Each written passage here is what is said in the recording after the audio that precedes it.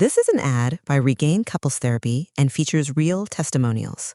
This was our first time trying therapy, and honestly, it was long overdue. Looking back, we just wish we had started sooner.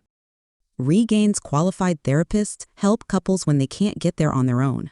We thought it was intimacy issues, but Andrea helped us uncover a deeper root cause we hadn't even realized was there. Visit regain.com/couplespod to get 10% off your first month. Regain, couples therapy that works. You just realized your business needed to hire someone yesterday. How can you find amazing candidates fast? Easy. Just use Indeed. Stop struggling to get your job post seen on other job sites. With Indeed sponsored jobs, your post jumps to the top of the page for your relevant candidates, so you can reach the people you want faster. According to Indeed data, sponsored jobs posted directly on Indeed have 45% more applications than non-sponsored jobs.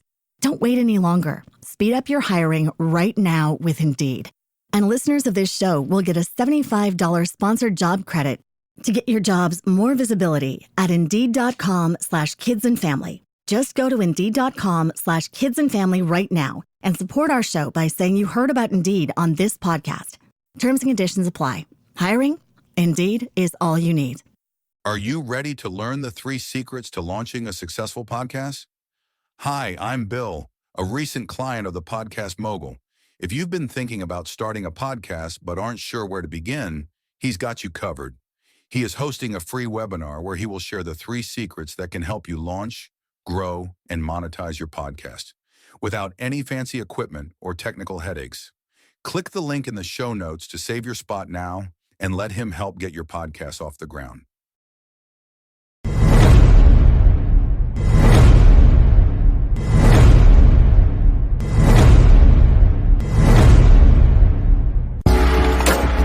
Welcome to Invest in Yourself, the Digital Entrepreneur Podcast. Join the podcast mogul Phil Better as he interviews successful entrepreneurs that make their living in the digital world. Now, let's join your host, Phil Better, and his special guest today on Invest in Yourself, the Digital Entrepreneur Podcast. Welcome to another episode of Invest in Yourself, the Digital Entrepreneur Podcast. I'm, of course, your host with the most, Phil Better. And today we have a guest whose journeys embodies the true spirit of financial freedom and empowerment. Our guest has achieved remarkable success by redefining what it means to be financially savvy and living authentically. As a full-time RVer, meaning if she doesn't like her neighbor, they get to just pack up and move. Like, how great is that? They are traveling across the U.S. with her husband, and they have embraced the life of adventure and financial independence. Her impressive track record includes becoming debt-free not only once, but twice, and now standing proudly in the top 25% of Americans for net worth. This is a testament to her strategic financial decision and unwavering commitment to a life well lived.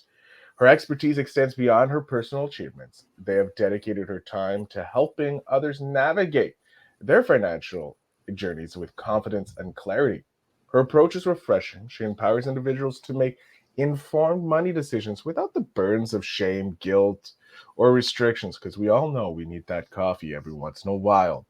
Whether it's personal finance or business strategies, our guest's guidance is rooted in compassion and predictability. A word that means, simple to follow. Today, our guest will share her invaluable insights to achieving financial freedom, the benefits of a nomadic lifestyle, and how to build a secure financial future, which we all want in these changing times. Her story is not only about inspiring, but packed with actionable advice for anyone looking to take control of their finances and live a life on their own terms. So please get ready to be inspired and welcome our amazing guest, Sarah Jones. Sarah, thank you so much for being here. Wow, what an introduction. Thank you so much, Phil. I'm excited to be here with you and the audience today. I just want to start off, like, the fact that you're an RVer is awesome, because that's something I've always looked into, like, van life, a smaller version of RVing, because I don't have a family to travel around or a partner. It's just me, so a van is perfect.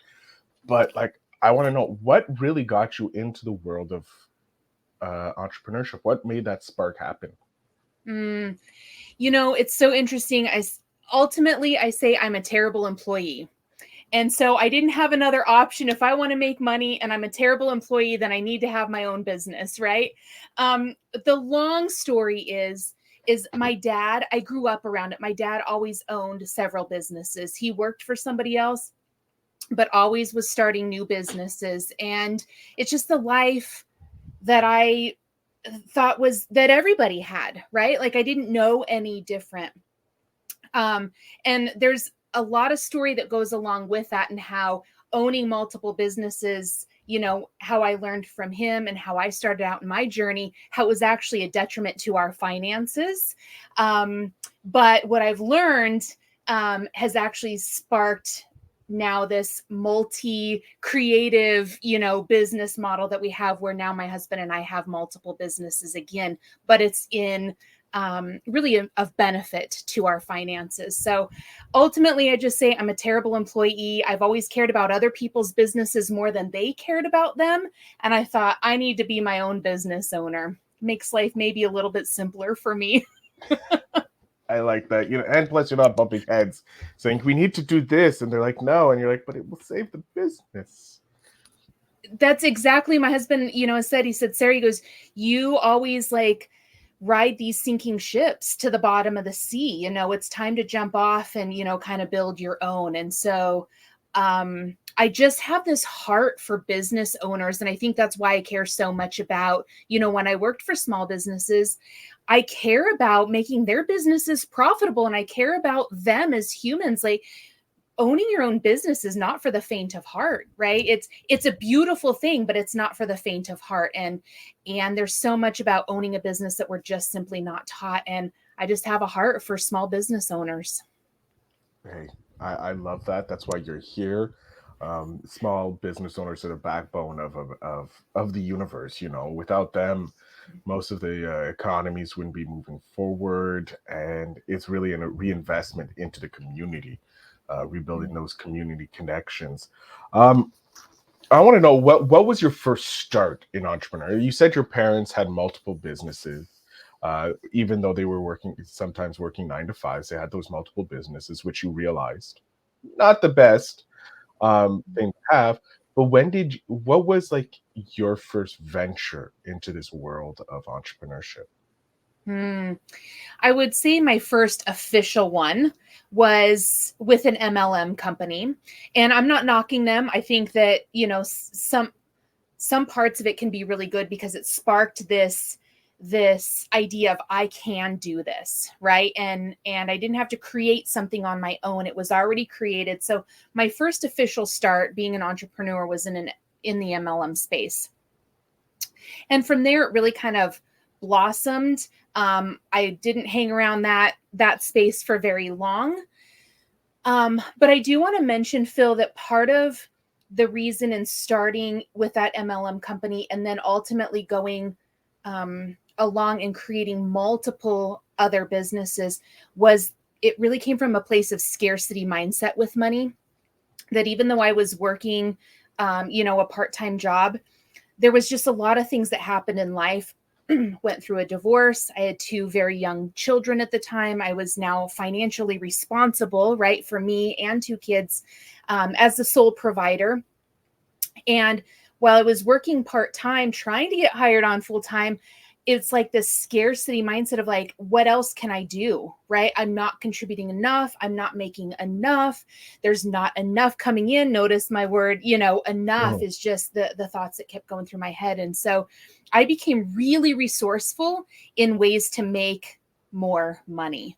And it just led to, at times, and this is not an exaggeration, working 2 or 3 part-time jobs and also having multiple different streams of like 1099 income at a time. And it completely burned me out, and it was causing major issues in my marriage as well. Even though I was making more money and making good money, it was actually causing a lot of issues in my marriage and the relationship with my kids. I wasn't really around them. So, started out in the MLM space, and it just kind of built everything from, I'm still a lover of baking my own bread and selling it. I make sourdough out of our 5th wheel and sell it like crazy. and I worked for kids consignment shops. I work with a health and wellness company, right? It's you need help cleaning your garage. I was there, right? Like, and it just sparks this idea of, hey, I can do this for a living. I can create a business out of this. That's where my mind went every time. And I wouldn't say that it was healthy at that period of time in my life, but I did become very resourceful, which is a skill that a lot of us, I think, especially in today's economic situation, that being resourceful and how we bring money into our home is beneficial. Yeah, it is. I kind of liken it to the situation of our great grandparents, depending on where we are, that grew up during, that fun time. I believe it's called the Great Depression. I heard it was a great time. It was great. They had great in it, so it must have been a great time. But yeah, I liken what we're going through is something similar to that. We have to go back to that kind of not basic way of living, but the understanding that there's alternate ways of not only making money, but if you can't afford to go buy bread, make sourdough or make simple bread at home, which will end up saving you money. And as a money coach, that will help you. You can put that towards your bills, and it's just I think we're trying to get back to a simpler way of living because we're so inundated. Which brings me to my question. When did you decide to start being a money coach? When did you start going, hey, I may actually have a problem with money that I need to solve? And then that led to you helping others solve that issue. Mm-hmm. So let me give you a little bit of a backstory with this and how it really came to be. So when my current husband, so I was married and divorced before, had 2 children, and then my current husband, we've been together now 20 years, which is amazing that that we've lasted, because there were a couple of times that we were literally on the, sign on the dotted line, we're ending this kind of situation. But from 2006 to 2010, we followed kind of like one of the big money plans out there. I'm not going to mention it, but it was all about, these steps to follow and really getting out of debt. And we paid off about $60,000 worth of debt in those 4 years. And I will tell you that during those years, we did not make more than $60,000 in a year. So it was very much based in this restriction, not doing anything fun, literally every penny we had going towards paying off debt. During that time, a lot of shame and a lot of guilt was built up as well, right? And that plan was really great about helping us get out of debt. But what it didn't teach us is how to stay out of debt and how to communicate better. And I will tell you, in 2010, life really hit us. We were debt-free for only 4 months. And during that time, being so excited, being debt-free that first time, my son was diagnosed with type 1 diabetes. So the medical expenses hit, and there's no option with that. We need medication to keep him alive. We sold a house and bought another one where our mortgage tripled. Now, we knew the mortgage was going to triple, but what we did not anticipate, call us naive, but we didn't anticipate the inflated expenses of owning a much larger home. I had a couple of surgeries in there that were unplanned. My dad was killed in a motorcycle accident. He did not have life insurance or a will. And my car literally decided to quit working. And so we needed another vehicle. And so all of this happened. And it really felt, talk about the shame and the guilt. It just piled on because I thought we worked so hard to be debt free. So fast forward. So the middle of 2011, I said, okay, we need to do this again, but I need to do it a little bit differently. So from 2011 to 2018, we accrued and then paid off an additional $54,000 worth of debt. So we're at $114,000 worth of debt that we had accrued and paid off. A lot, right? I mean, it's awful. It's awful, and it's not, because it happens to It happens to so many, but the fact that you had it kind of like not only back to back, like having a back to back was pretty bad. Like it's like, oh, this is now going from a 5 to a 7. But the reasons behind it going from a 5 to a 7, your son being diagnosed, your father passing away, and all that fun stuff that comes with a parent passing away, not just, financial, but emotional aspects as well. Plus the oh, we're debt free, let's go to a bigger house, that mind trapping of becoming in debt, all that negativity. And then you're like, oh, and then we had to do it not only after we took nearly 10 years to pay off the debt, we're doing it again. When you're shortening the span of time getting it there, because obviously the tropes were to miss, but you're on top of dealing with all the emotional stuff. That is insane. Like that, if that doesn't prove that you know what you're doing, I seriously don't think anything else can. That's a testament to who you are and what you do. Well, and that's exactly why I wanted to become a money coach, because I think there's some gaps out there when we really look at, how do we get out of debt, but then also how do we stay out of debt, and how do we really build our wealth, and how do we do it without this shame and this guilt that we carry with us, and how do we do it without restriction? Gosh darn it, we work so hard. We should enjoy our money, and we should be enjoying this day-to-day living. And so if you want to go, and I do make coffee at home just because I prefer mine over going out and getting it someplace, but we shouldn't be made to feel shameful because we want to spend money in those areas, right? And so that is my journey, is exactly the reason why I became a money coach. And then we had a lot of people asking us, they're like, you guys are like, you seem to have a pretty good relationship. A lot of younger folks, and I call them younger, the younger generation were like, how do you guys do it? Like relationship goals, like you guys seem to be getting along pretty well. You are debt free. You get to do these fun things now.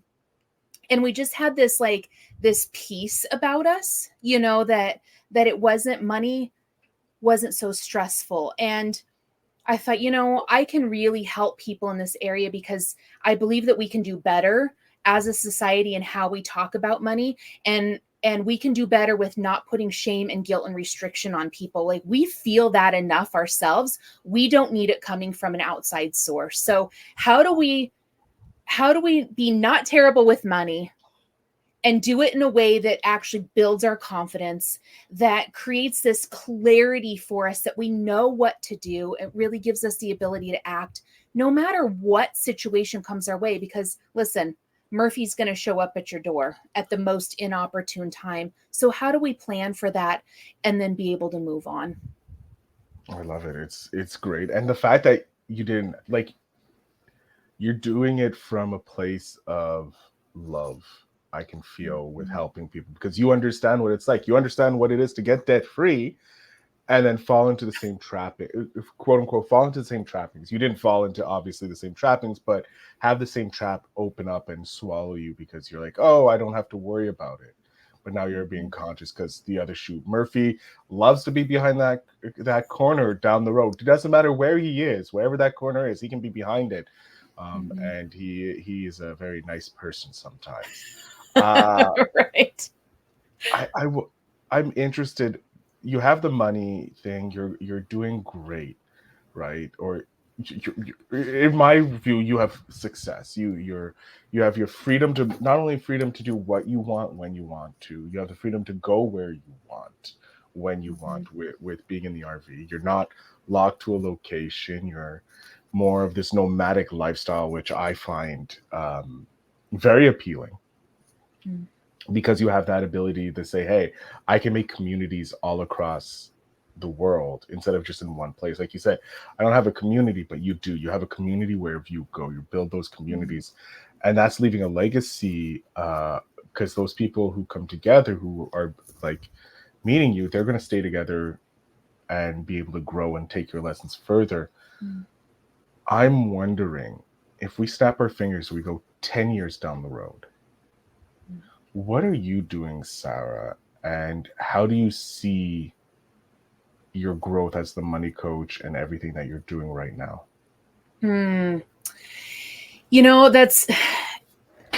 I think that that's kind of a hard question for me to answer, because we do have multiple businesses. We've got big plans, right? And I am the dreamer. My husband is like the take action, the doer, the one that, gets his hands in, and I'm the dreamer. I'm the one that like can see 10 years down the road and see what I want. And what I really see, Phil, is I see this place where I love working one-on-one with clients. I think it allows us to really dig deep, right? And get into each individual situation. But what I really envision is I want to be able on our travels to go into businesses and help employees, to help business owners, right? Do like lunch and learn type, events, to really be able to reach more people at one time, because time is limited, right? And I only have so much time to meet one-on-one. My vision is just to keep traveling and build it. We now have a semi that pulls our fifth wheel, and we've got, our little car that fits on the back, and the motorcycle, and it just, I see it as being this way to reach more people as we travel. And it really, and just as a side note, traveling has allowed me to even feel more compassion towards people that I didn't have before. I would say I lived kind of a sheltered life, and there was a period of time, a period of my life where I was very judgmental. That's gone now because of traveling, and I see how people really live, and it just makes me want to be able to reach more and more people. And then, with our other business, I just, we do printing on metal. So we have metal prints, metal business cards that we make. We literally do it in-house in our fifth wheel as we travel. And so I want to do like all the motorcycle rallies and the big festivals, and just go and hang out with people. And it really is, you said, about living this simpler life. And for me, it's this, and I think for a lot of people, it truly is this freedom of choice that so many people don't feel like they have. And for us now, and I also want to say, traveling is not as glamorous, right? It is super challenging. There's a lot of things that happen, but ultimately, I just want to be able to reach more people as we travel, and let people know that every single person out there has the ability to change their financial situation and get to a spot that they feel that brings more freedom and brings more peace to them. And it is not too late, regardless of what situation you're in. It's not too late. I love that. I love you reiterating over and over again that it's not too late. Because look, I know people who restart their life at 70 and have an incredible remaining 20, 30 years of their life, because they finally took control of not just their finances, but their life. They grabbed those reins and were like, or grabbed that wheel of their fifth wheel, if you will, got behind it, and they started driving. I want to talk to those people who are looking to finally grab life by the horns, or get behind their fifth wheel and start down their path of self-discovery, or their journey in this world of entrepreneurship. But it always comes down to where we are with our money mindset, how we can be better with money so that we can start, living that life. And I was wondering if you could possibly provide us with maybe one or two practical things that us, maybe not money coaches, but money wannabe coaches, money fixers, if you will, or people behind the eight ball when it comes to understanding money and finances. What are maybe one or two practical tips that you can share with us so that we can start down that road and get our fifth wheel ready to drive? Yeah. So one thing that I want to say is that if you feel that money in your personal finances is in disarray, just because you start a business doesn't mean that you automatically become an expert at money. It doesn't. I'm sorry. I'm so sorry to break everyone's heart with that. And this becomes important because the number one reason why businesses fail is because of cash flow. We are not taught when we start a business, when we become entrepreneurs, intrapreneurs, solopreneurs, whatever, we are not taught money. We're not taught business money. And so if your personal life, if you are feeling stressed out, you're feeling frustrated, you're feeling overwhelmed, you're going to have those same feelings only multiplied in your business. And so it becomes, I think, critical that if you want to keep your business going, and I don't know anybody that starts a business that says, hey, I'm going to shut it down in 6 months because I don't have cash flow. Like, nobody says that, right? So reach out to somebody and actually build your financial literacy. It's okay to ask questions. Please don't wait until you start, quote unquote, making more money in your business to do this, because it becomes, money's an amplifier. And so the more you make, the more issues you're going to have, unless if you've got them now. If you feel at peace and feel confident with your money, then great. You make more peace and more confidence is going to come. So if you feel like you don't have the financial literacy, or not really sure how to, get your business finances, set and processes in place, please, please, please reach out to somebody and ask the questions. It does not matter if you're making a penny off of your business yet. The sooner you start, the better. And that leads into kind of the second piece is, for new people wanting to start out in their, business ownership, put your processes in place from the very beginning.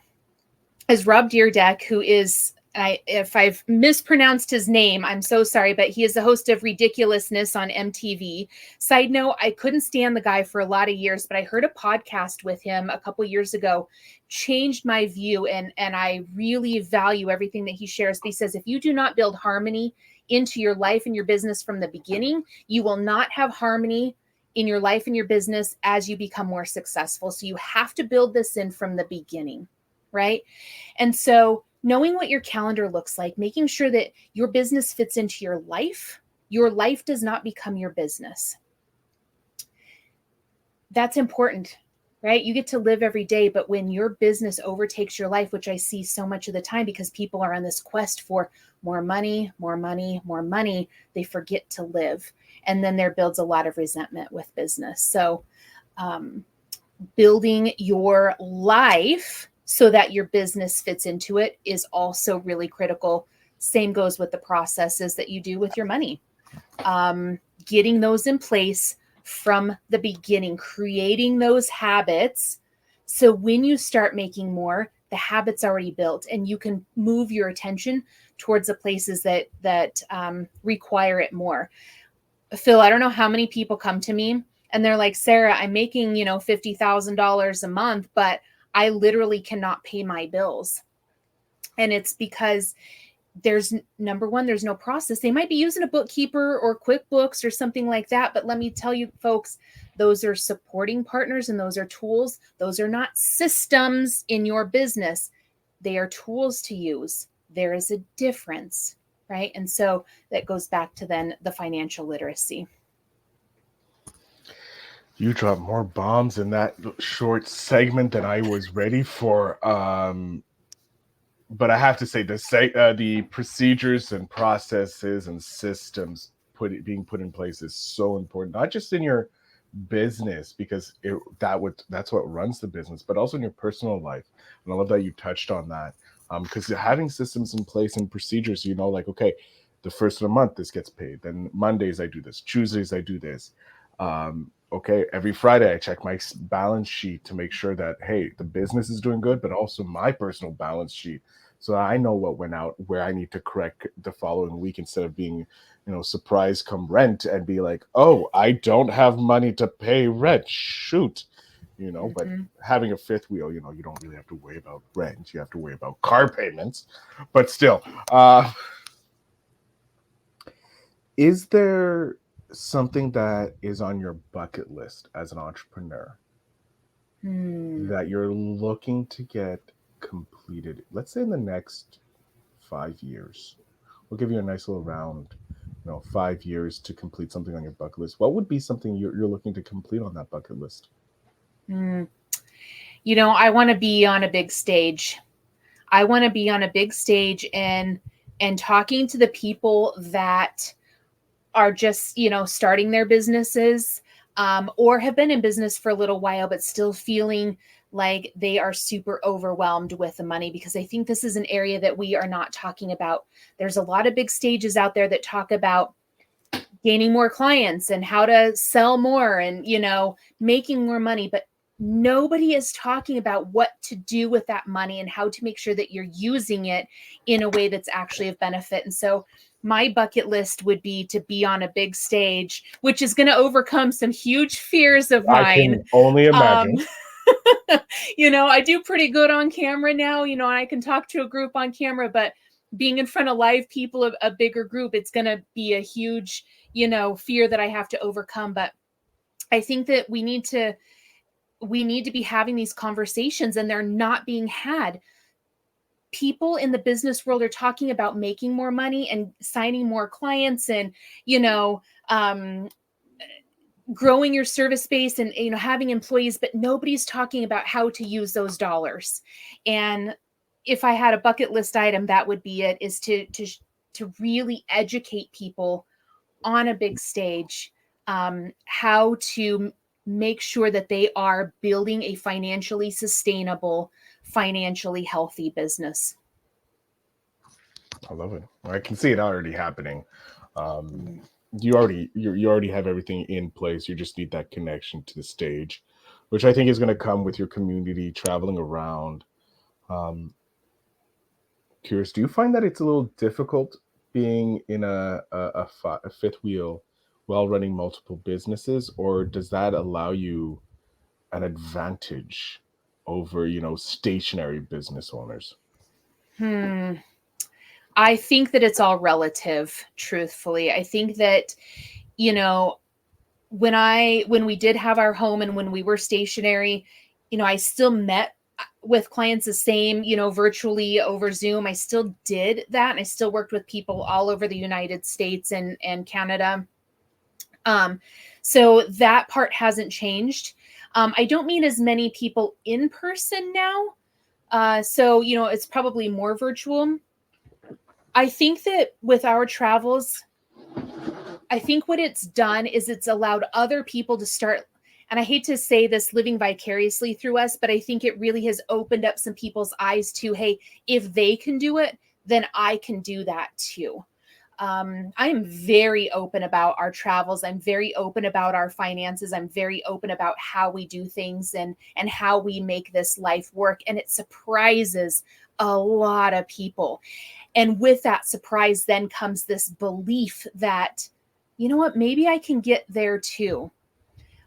Maybe I can do, kind of what Sarah and James are doing. James is my husband, and I think that it's just allowed me to connect with people in a very different way because they see us kind of going against the grain. Now, over the last 4 years, people are traveling, more than they have in the past. It's not as uncommon, but people still they really want to do it, right? They really want to at least go for a couple of months at a time, maybe not full time like we are, but have the ability. And so I think it just allows me to connect with people on a different level than I was in what we call a sticks and bricks in a home. I like that, sticks and bricks. I'm wondering, in your journey so far in helping people become financially free, make those conscious decisions to become a better version of themselves and invest in themselves, which is a huge important part of not just my life, but the reason why this podcast came to being. Do you have a story or multiple little tidbits you can share with the audience, showcasing how you help someone, or a realization that one of the people that you help had that brought them over that line, that they were facing that boundary of self-doubt or was limiting belief? Mm-hmm. Yeah. And I mean, so many, right? I mean, I could probably talk for hours on this, but there's a couple of things that happen within the first couple of months of working together that my clients share. And that is, they feel this sense of like reduced stress. It's not gone altogether, but a sense of reduced stress because they can see how their money flows through their life. And before, it felt very chaotic. Many of my clients come to me and they don't communicate very effectively with their partners. And so after a couple of months, they see that they are communicating so much more effectively, and they feel like they're on the same page with their partners now, where they didn't feel that way beforehand. Most of my clients on average we're kind of quote unquote finding in between about $500 and $1,000 a month of money that they didn't realize they had. And on average, my clients are paying off in between about $5,000 to $10,000 worth of debt in about 6 months. That's huge, especially for the people that I work with, because they feel like they've been on this hamster wheel of unmet financial goals, right? Like trying to get debt paid off, but life happens and it uses that money instead. And so their debt kind of keeps growing because of interest. Their savings account is always being drained because, again, Murphy shows up.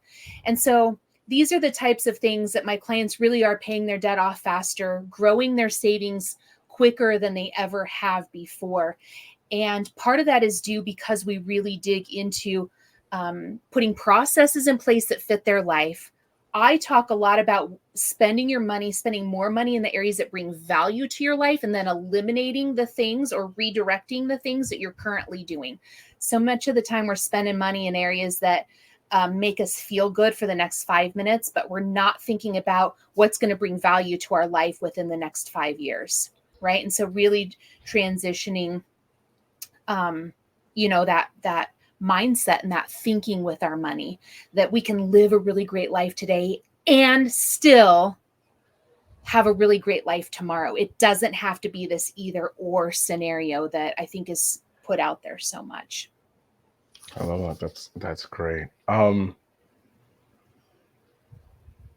yeah, sorry. I was just blanking because I had like 14 questions, and I'm like, okay, which one are we gonna pick?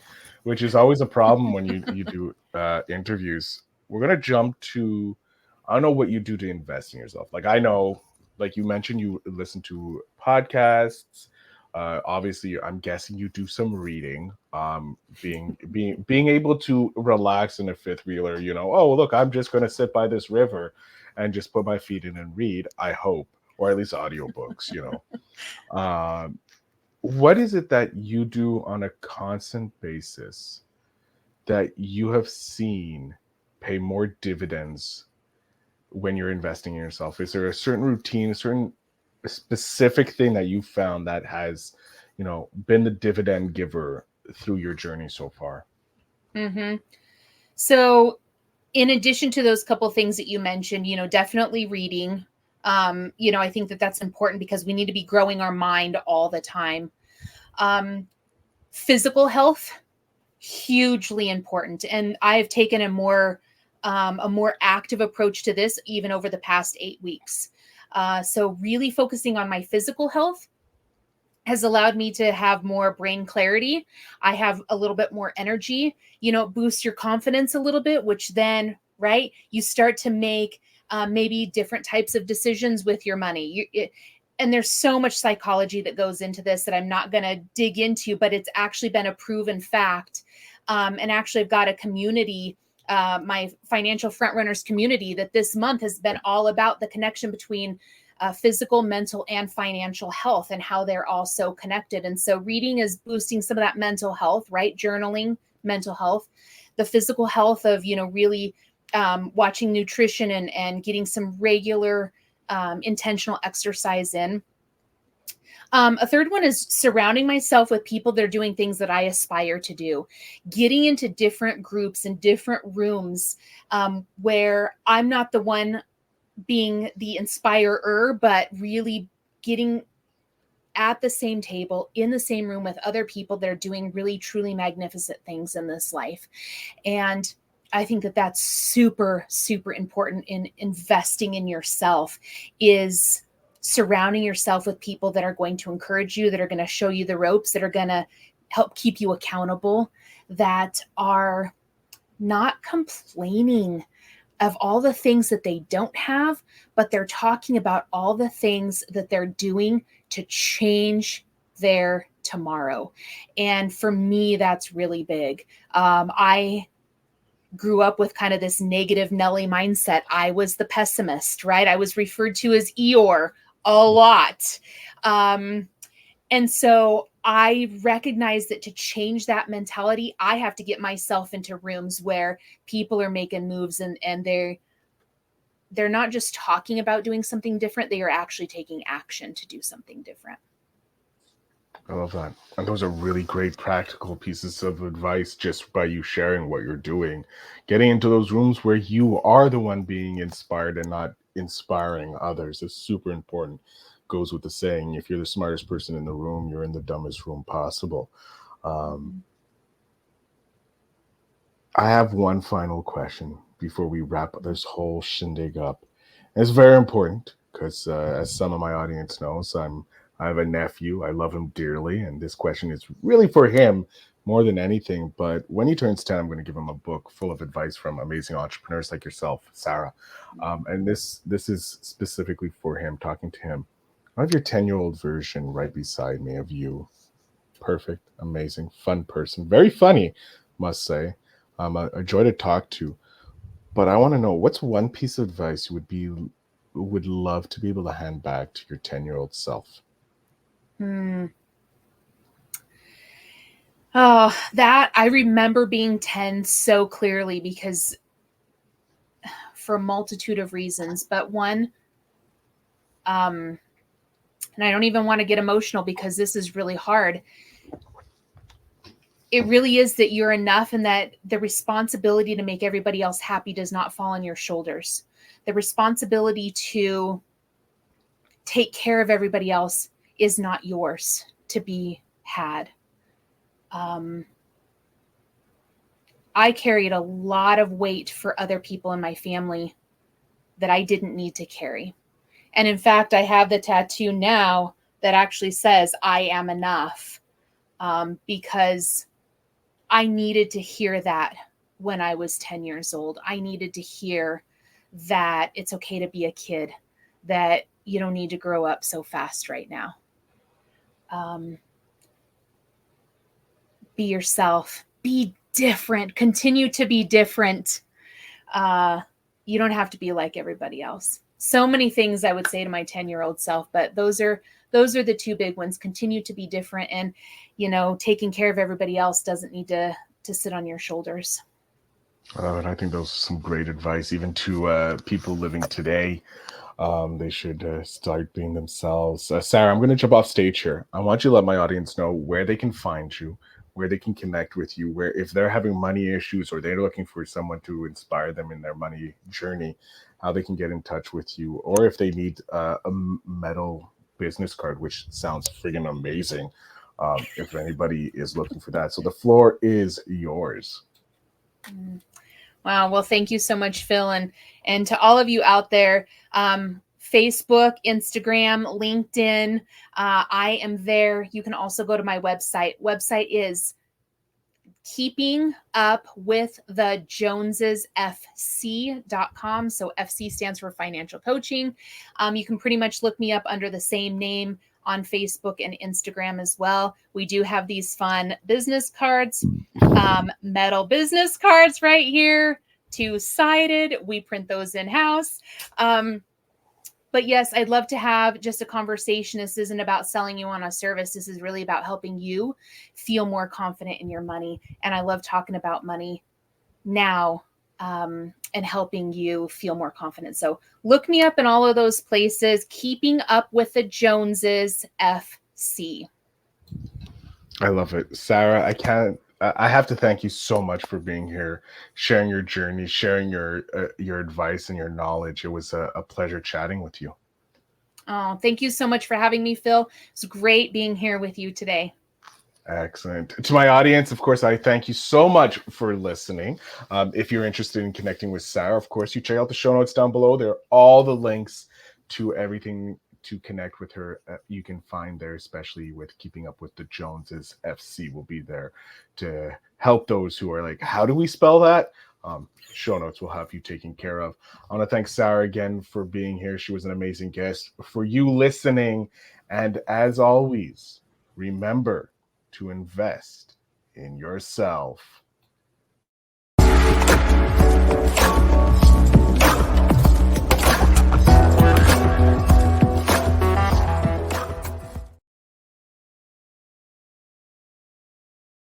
Thanks for tuning in. Now it's time to take the next step. When you're ready to dive deeper into how to launch, grow, and monetize your podcast, Phil's got something special for you. Join him for a free webinar where he'll reveal the 3 secrets that have helped countless entrepreneurs succeed in podcasting. Click the link in the show notes to save your spot, and let's turn your podcasting dreams into reality. This is an ad by Regain Couples Therapy and features real testimonials. This was our first time trying therapy, and honestly, it was long overdue. Looking back, we just wish we had started sooner. Regain's qualified therapists help couples when they can't get there on their own. We thought it was intimacy issues, but Andrea helped us uncover a deeper root cause we hadn't even realized was there. Visit regain.com/couplespod to get 10% off your first month. Regain, couples therapy that works. You just realized your business needed to hire someone yesterday. How can you find amazing candidates fast? Easy. Just use Indeed. Stop struggling to get your job post seen on other job sites. With Indeed sponsored jobs, your post jumps to the top of the page for your relevant candidates, so you can reach the people you want faster. According to Indeed data, sponsored jobs posted directly on Indeed have 45% more applications than non-sponsored jobs. Don't wait any longer. Speed up your hiring right now with Indeed. And listeners of this show will get a $75 sponsored job credit to get your jobs more visibility at Indeed.com/kidsandfamily. Just go to Indeed.com/kidsandfamily right now and support our show by saying you heard about Indeed on this podcast. Terms and conditions apply. Hiring? Indeed is all you need.